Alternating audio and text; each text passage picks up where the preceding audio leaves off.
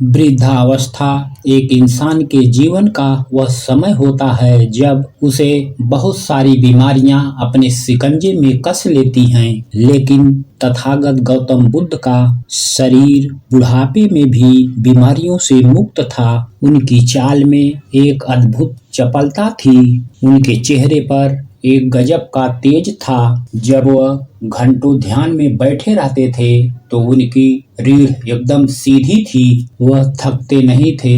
रात को सोते समय वह जिस अवस्था में सोते थे, सुबह उसी अवस्था में उठते थे। ऐसा प्रतीत होता था जैसे उनके जीवन में कोई भी कष्ट, कोई दुख, कोई रोग और कोई भी तनाव नहीं है। उनके प्रत्येक शिष्य इसी तरह की जीवन की कामना करते थे। एक दिन तथागत के एक शिष्य ने उन्होंने महात्मा बुद्ध से सवाल किया। उसने कहा, हे तथागत, पूरा जीवन भिक्षा पर व्यतीत होता है। भिक्षा में उसे जो कुछ भी मिलता है उसी को खाकर वह अपना भरण पोषण करता है। बहुत बार तो एक भिक्षुक की मूलभूत जरूरत भी पूरी नहीं होती, उसका पेट भी पूरा नहीं भरता। लेकिन जब आपका शरीर को देखता हूँ तो मुझे बड़ा आश्चर्य होता है। इतना अल्पाहार भोजन करने के बाद भी आप इतने चुस्त, इतने फुर्तीले और इतने विद्वान कैसे हैं? जबकि दूसरी तरफ मैं नगर के राजाओं को देखता हूँ तो उनकी तोद निकली रहती है। बहुत बार वह वैद्य और हकीमों को बुलाते रहते हैं, यानी कि उनका स्वास्थ्य भी ठीक नहीं रहता। जबकि उनके पास तो सारी सुख सुविधाएं हैं। जिस प्रकार का व्यंजन या जिस प्रकार का भोजन करना चाहे वैसा भोजन वह कर सकते हैं, या जिस प्रकार का भोजन वह करना चाहे वैसा भोजन अपने रसोइये से बोलकर बनवा सकते हैं। लेकिन बावजूद इसके शरीर के पड़ाव से बहुत परेशान रहते हैं। मैं बहुत राजाओं से मिला हूँ, बहुत बड़े बड़े लोगों से भी मिला हूँ। तो इसके पीछे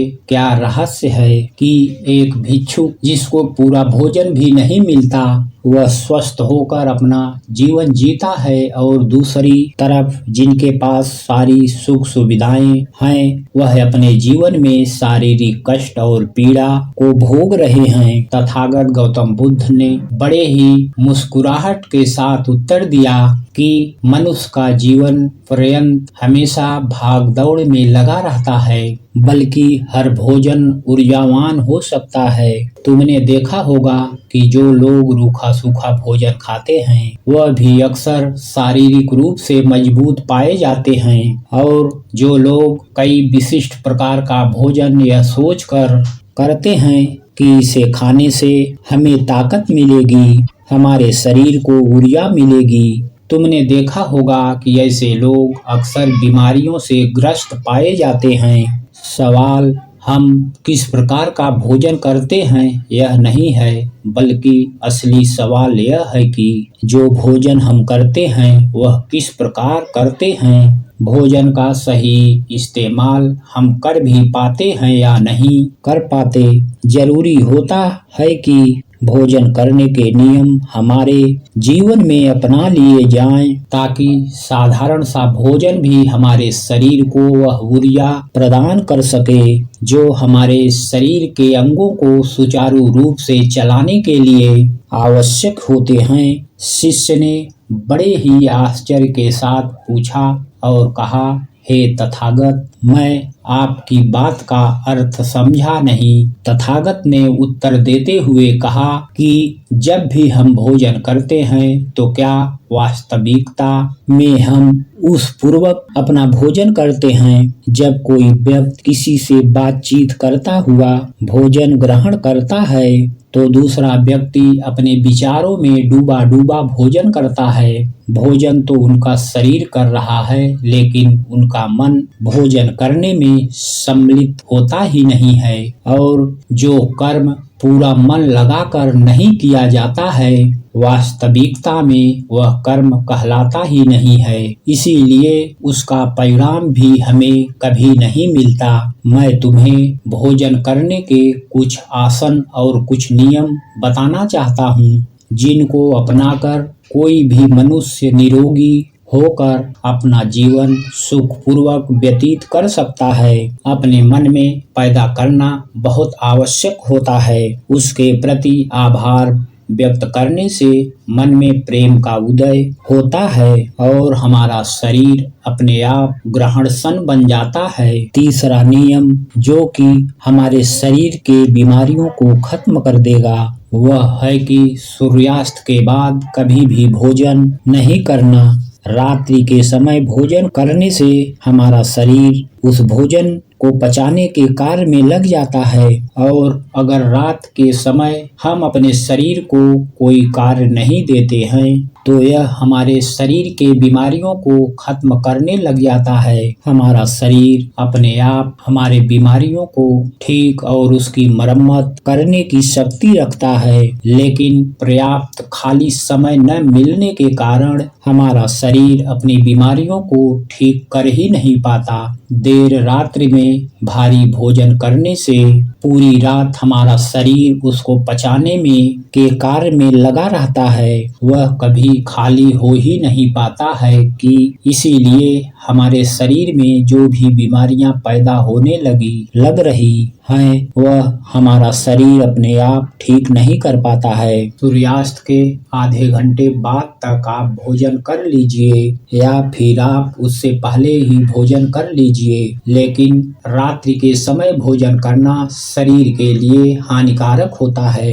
तथागत ने आगे कहा, देखो अच्छा भोजन वह माना गया है जो हमारे शरीर के साथ हमारे मन को भी प्रसन्न रखे।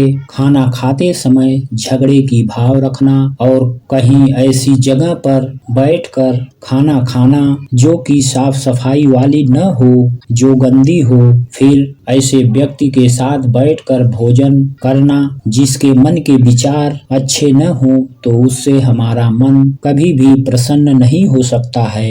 आवश्यक है कि खाना बनाते समय जो मनुष्य खाना पका रहा है उसके मन के भाव प्रेम और प्रसन्न होना बहुत ही आवश्यक है। उसके मन प्रेम से भरे हुए होना बहुत ही आवश्यक है।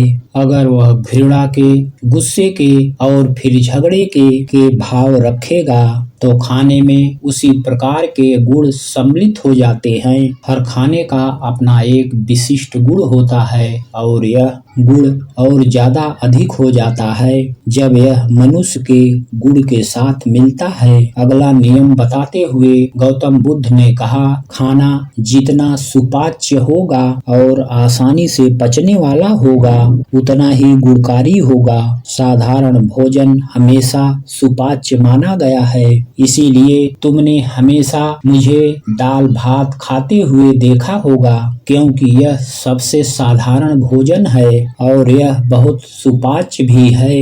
यह हमारे शरीर को ऊर्जा भी प्रदान करता है और यह भी ध्यान रखने वाली बात है कि जो भी खाना दूसरे जीव को प्रताड़ित करके बनाया गया है यानी कि मांसाहार, उससे हमारा मन कैसे प्रसन्न हो सकता है। जिस जीव को मारते वक्त यातनाएं दी गई हों, जिसको कष्ट पहुंचाया गया हो, आखिरकार उसके मांस में भी तो वही गुण मिलेंगे। इसीलिए साधारण शाकाहारी भोजन हमारे शरीर के लिए सबसे उपयुक्त होता है। भोजन करने का अपना एक विशिष्ट आसन होता है। तुमने मुझे बहुत बार भोजन करते हुए देखा होगा, लेकिन हर बार मेरा भोजन करने का आसन एक ही रहता है। मेरी रीढ़ हमेशा सीधी रहती है। मैं शांत जमीन पर बैठकर भोजन करता हूँ, लेकिन जो लोग जमीन पर नहीं बैठ सकते हैं किसी कारणवश, उन्हें तो अपनी रीढ़ सीधी अवश्य रखनी चाहिए, क्योंकि जब खाना पेट में पहुंचता है तब जब हमारी रीढ़ सीधी होती है तो वह बड़ी ही आसानी से सीधा हमारी पेट में पहुंच जाता है। और अगर हमारी रीढ़ मुड़ी हुई होगी तो हमारा पेट भी मुड़ा हुआ होगा, जिससे वह खाना ठीक प्रकार से भोजन नली से होकर हमारे पेट तक पहुंच नहीं पाता है। तथागत ने अपने जीवन का एक हिस्सा सुनाते हुए उस शिष्य को बताया, एक बार मेरे पास एक सम्राट पहुंचा। वह अपने पेट से बड़ा परेशान रहता था। जब वह मेरे पास अपनी समस्या लेकर पहुंचा तो मैंने उनको बताया कि राजन, एक सम्राट के जीवन में शारीरिक मेहनत तो बहुत कम होती है, लेकिन वह भोजन बहुत अच्छा करना चाहता है, इसीलिए धीरे धीरे उसके शरीर का वजन बढ़ने लगता है, क्योंकि जब हम खाना खाते हैं तो शरीर की उतनी ऊर्जा भी बाहर निकलनी आवश्यक होती है, वरना तो वह ऊर्जा हमारे शरीर को फैलाना शुरू कर देगी। इसीलिए उस सम्राट का पेट बहुत अधिक निकला हुआ था। तो मैंने उनको सलाह दी कि पहले तो जो भी बावर्ची आपका खाना बनाता है उसको बोलिए कि ज्यादा मिर्च मसालों वाला भोजन न बनाए और हल्का भोजन बनाए। अगर आपको शारीरिक मेहनत करनी है तो ही ऐसा भोजन को खाएं जिससे हमारे शरीर को ताकत मिलती हो, लेकिन खाली बैठे आप देसी घी या मांसाहार जैसे भोजन करते हैं तो शरीर को उसे अपने अंदर समाहित करने के लिए अच्छी प्रकार से मेहनत करनी भी आवश्यक होती है। और अगर तुम मेहनत नहीं करना चाहते हो तो इस प्रकार का भोजन करना छोड़ दो, हल्का भोजन करो, साधारण भोजन करो, कम मिर्च मसालों वाला भोजन करो, जिससे कि तुम्हारे पेट में कोई भी बीमारी या कोई भी समस्या पैदा ही ना हो। शिष्य ने बड़े ही कृपा भाव से अपने हाथ जोड़कर तथागत गौतम बुद्ध को प्रणाम करते हुए कहा कि हे तथागत, सब कोई हमें यह तो बताता है कि हमें किस प्रकार का भोजन करना चाहिए, लेकिन भोजन करने के क्या नियम होते हैं, भोजन किस प्रकार करना चाहिए, उसके क्या आसन होते हैं, वह आपने आज मुझे अच्छी तरह से समझा दिया है। मैं आपका बहुत बड़ा धन्यभागी हूँ। आप मुझे अब जाने की आज्ञा दीजिए। इसके बाद तथागत अपने उस शिष्य के साथ वन की तरफ घूमने के लिए निकल जाते हैं। तो दोस्तों, कैसी लगी यह कहानी आप लोगों को हमें कमेंट करके जरूर बताना। तो दोस्तों, आज के लिए बस इतना ही। मिलते हैं अगले वीडियो में। आप सभी लोग हमारे चैनल को लाइक और सब्सक्राइब जरूर कर लें। आप सभी लोगों का सपोर्ट ही हमारे मनोबल को बढ़ाता है। धन्यवाद। जय हिंद। वंदे मातरम। ओम नमो बुद्धाय।